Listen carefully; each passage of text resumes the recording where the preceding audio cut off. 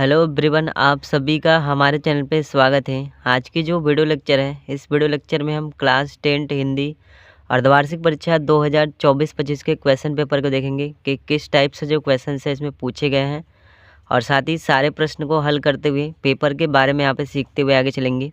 सबसे पहले यहाँ पे खंड कम आएंगे तो यहाँ पे बहुविकल्पी प्रश्न पूछा गया है, जो कि हमें ओएमआर शीट पे करना होता है। पहला क्वेश्चन यहाँ पे दे दिया है, क्या लिखूँ, किस विधा की रचना है। तो ऑप्शन नंबर पहला वाला निबंध, इस तरह से ये इसका आंसर हो जाएगा। इसके बाद क्वेश्चन नंबर दूसरा यहाँ पे दे दिया है, गबन उपन्यास है प्रेमचंद्र जी का। ऑप्शन नंबर जो फर्स्ट वाला है ये इसका आंसर हो जाएगा। इसके बाद यहाँ पे क्वेश्चन नंबर 3 दे दिया है, कलम का सिपाही की रचना किसने की। ऑप्शन नंबर वाला अमृत राय ने की। इस तरह से ये इसका आंसर हो जाएगा। इसके बाद क्वेश्चन नंबर 4 यहाँ पे दे दिया है, हिंदी साहित्य में शुक्ल युग की समय सीमा है। ऑप्शन नंबर बी वाला 1919 से लेकर 1938 ईस्वी तक।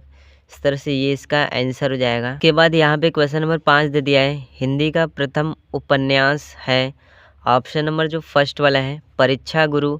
इस तरह से ये इसका आंसर हो जाएगा। क्वेश्चन नंबर 6 यहाँ पे दे दिया है, रीतिकाल के किस कवि ने वीर रस की रचना की है। ऑप्शन नंबर ब वाला भूषण। इस तरह से ये इसका आंसर हो जाएगा। इसके बाद क्वेश्चन नंबर 7 यहाँ पे दे दिया है, मैथिली शरण गुप्त की रचना है। ऑप्शन नंबर जो स वाला है भारत भारती। इस तरह से ये इसका आंसर हो जाएगा। इसके बाद क्वेश्चन नंबर 8 यहाँ पे दे दिया है, संसद से सड़क तक की रचना है।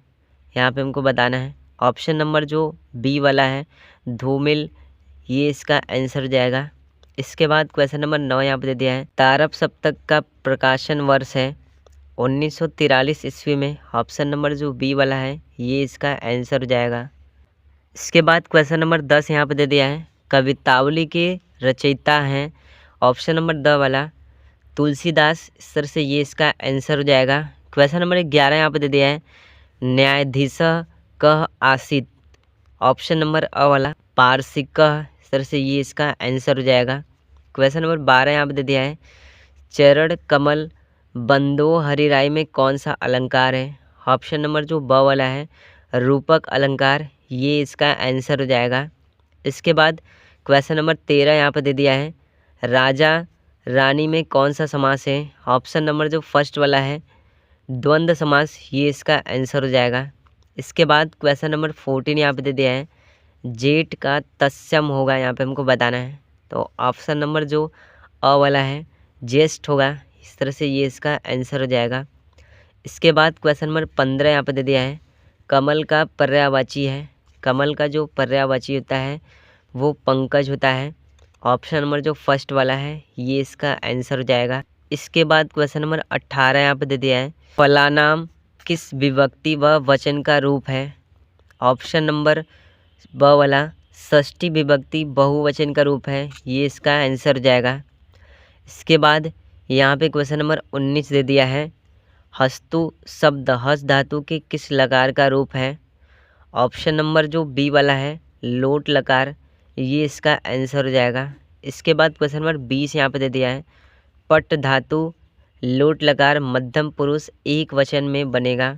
ऑप्शन नंबर जो फर्स्ट वाला है पट ही बनेगा, ये इसका आंसर हो जाएगा। इसके बाद यहाँ पे खंड का क्वेश्चन नंबर 21 में आएंगे तो गद्यांश पर आधारित 6 नंबर का एक पैसेज दे दिया गया है, और इसी में से क्वेश्चन आंसर पूछा गया है।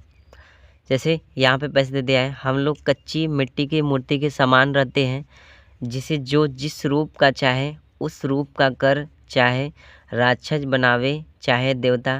तो सबसे पहले हमें क्या करना होता है, जहाँ तक लाइनिंग बनी होती है उसका हमें व्याख्या करना होता है। क्वेश्चन किस तरह से इसमें पूछा गया है, क्वेश्चन नंबर अ इसमें दे दिया गया है, उपयुक्त गद्यांश का यहाँ पे मैं संदर्भ लिखना है। तो संदर्भ आपको किस तरह से लिखना है, प्रस्तुत गद्यांश आचार्य रामचंद्र शुक्ल द्वारा लिखे गए पाठ मित्रता से लिया गया है। इसके बाद दूसरा क्वेश्चन इसमें पूछा गया है, रेखांकित अंश की यहाँ पे हमें व्याख्या करना है। जहाँ तक अंडरलाइन, जैसे इस तरह से ये अंडरलाइन बना गया है पैसेज में, तो जहाँ तक अंडरलाइन बनी होती है उसका हमें यहाँ पे व्याख्या करना होता है। तो इसमें व्याख्या हम किस तरह से करेंगे, आचार्य रामचंद्र शुक्ल कहना चाहते हैं कि जब हम किशोरावस्था से युवावस्था में प्रवेश करते हैं तब हमारा मन कोमल होता है। इस दौरान हमें जिस रूप में ढाला जाता है हम वैसे ही बन जाते हैं। अगर कोई हमें देवता बनाना चाहे तो हम देवता बन जाते हैं, वही अगर कोई हमें राक्षस बनाना चाहता है तो हम राक्षस बन जाते हैं। तो इस तरह से इसका हमें व्याख्या करना था। इसके बाद क्वेश्चन नंबर 6 इसमें दिया गया है, हमें किन लोगों का साथ नहीं करना चाहिए। तो आचार्य रामचंद्र शुक्ल के अनुसार स्वार्थियों व्यक्तियों से मित्रता नहीं करनी चाहिए। इस तरह से ये इसका आंसर हो जाएगा। अथवा करके इस गद्यांश को हम कर सकते हैं। इसके बाद यहाँ पे क्वेश्चन नंबर 22 में आएंगे तो पद्यांश पर आधारित 6 नंबर का एक पैसेज दिया गया है और इसी में से हमें क्वेश्चन आंसर लिखना है। जैसे यहाँ पे दे दिया है, विश्वस रेखा का वासी जो जीता है नीत हाफ हाफ कर।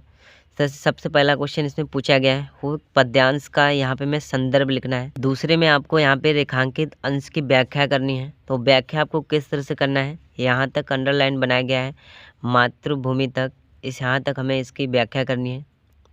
तो व्याख्या हम किस तरह से करेंगे, जो मनुष्य भूमध्य रेखा का निवासी है, जहाँ असहनीय गर्मी पड़ती है, वह गर्मी के कारण हाँप हाँप कर अपना जीवन व्यतीत करता है, फिर भी उस स्थान से लगाव के कारण वहाँ की भीषण गर्मी को छोड़कर वह शीतल प्रदेश में नहीं जाता। तो यहाँ से लेके यहाँ तक का इसका व्याख्या हो जाएगा।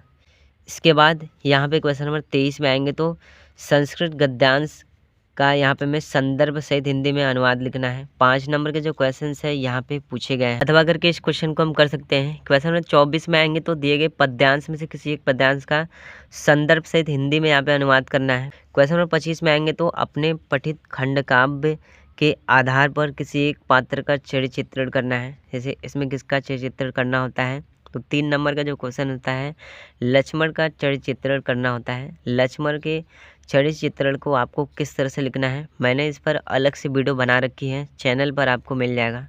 इसके बाद क्वेश्चन नंबर 26 में आएंगे तो दिए गए लेखकों में से किसी एक लेखक का जीवन परिचय एवं उनकी रचनाएं यहाँ पे हमें लिखनी है। जैसे जयशंकर प्रसाद, राजेंद्र प्रसाद, रामचंद्र शुक्ल। तो जीवन परिचय आपको किस तरह से लिखना है, मैंने सभी कवियों के तथा लेखकों की जीवन परिचय की वीडियो पहले से ही बना रखी है, चैनल पर आपको मिल जाएगा। इसके बाद क्वेश्चन नंबर 27 में आएंगे तो यहाँ पे मैं एक श्लोक लिखना है जिससे रिलेटेड कोई भी क्वेश्चन एग्जाम में न पूछा गया हो। क्वेश्चन नंबर 28 में आएंगे तो किन्हीं 2 प्रश्नों का संस्कृत में यहाँ पे हमें उत्तर देना है। जैसे यहाँ पे देते हैं पुरुराजा क आसीत। तो इसका आंसर हम किस तरह से देंगे, पुरुराजा एक प्राचीन भारतीय राजा आसीत। इस तरह से इसका आंसर हो जाएगा। दूसरा यहाँ पे ज्ञानम कुत्र संभवती। इसका आंसर क्या हो जाएगा, ज्ञानम गुरु जनस्य चरणे सर्वदा हृदय च संभवती। क्वेश्चन नंबर 19 में आएंगे तो निम्नलिखित में से किसी एक विषय पर यहाँ पे हमें निबंध लिखना है। 9 नंबर के लॉन्ग क्वेश्चन यहाँ पे पूछे गए हैं। जैसे छात्र जीवन में अनुशासन का महत्व, जनसंख्या वृद्धि एक अभिशाप, पर्यावरण प्रदूषण की समस्या व निदान, वर्तमान शिक्षा प्रणाली। तो इस तरह से क्लास 10 हिंदी अर्धवार्षिक परीक्षा 2024-25 में जो क्वेश्चन से पूछे गए हैं। वीडियो पसंद आए तो वीडियो को लाइक कर दीजिएगा, साथ ही हमारे चैनल को सब्सक्राइब कर दीजिएगा।